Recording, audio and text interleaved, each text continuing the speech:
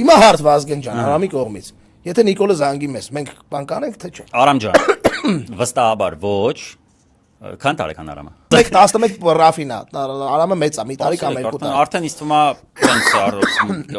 մտնում է հասուն կյանք, ինչ որ առումով, արդեն դեռահասությունը, արդեն պետքա մեր օրինակով էլ, այդպես գոռոզ կեն, ոչ թե մեր, այլ նաև իր հոր օրինակով առաջին հերթին իհարկե, բայց փողը ամենակարևորը չի, չկա տենց փող, որով մենք կարանք համագործակցենք որևէ Նիկոլի կամ Նիկոլի ինչ որ ճտի հետ, գոյություն չունի։